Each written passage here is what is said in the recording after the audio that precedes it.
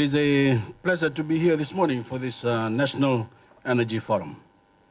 We all know that the oil crisis of the 1970s reminded us the world over, more so the smaller economies, such as those of us in the Pacific, which are at the very end of the fossil fuel supply chain, our vulnerabilities.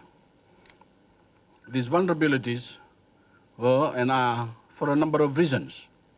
These include the complete dependency on fossil fuel, not being able to influence pricing because of cartelling, and or being a price taker given comparatively low usage on the global scale.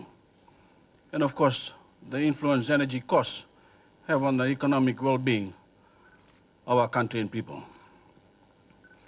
Fiji's petroleum imports grew from around $400 million in 2004 to a little over $1.2 billion in 2008.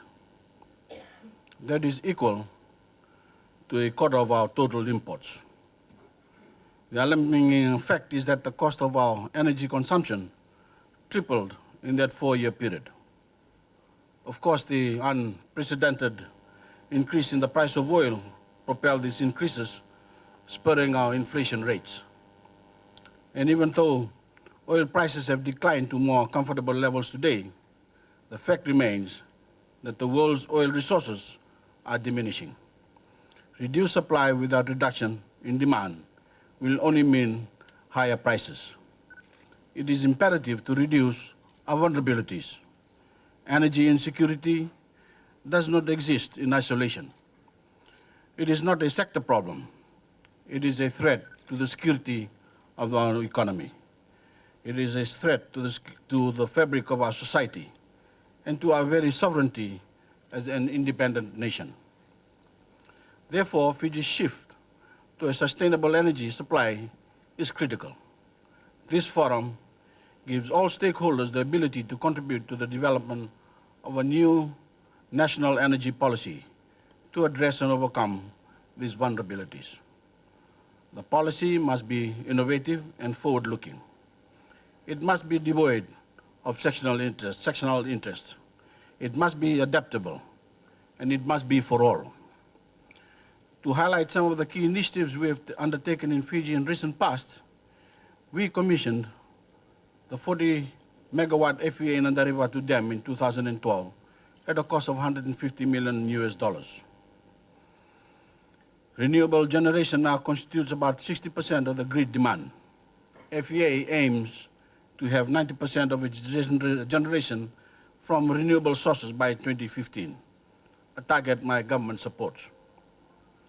A number of other projects, such as we're racing, are also being undertaken to ensure the continued growth of the renewable energy sources.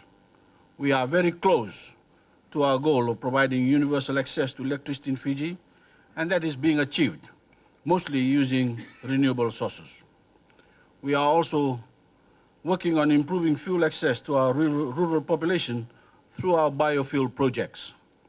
These are critical for a population base that is spread over 110 islands. We have provided reduced tariff rates for cleaner and efficient sources of energy and tax incentives to companies that produce renewable energy. All of these recent initiatives are commendable, but as I said earlier, we need urgency.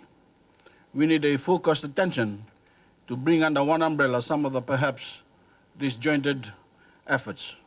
We need to consolidate, adopt new technologies, have guided research programs, adopt new processes, spread our risk factor, and have successful public-private partnerships.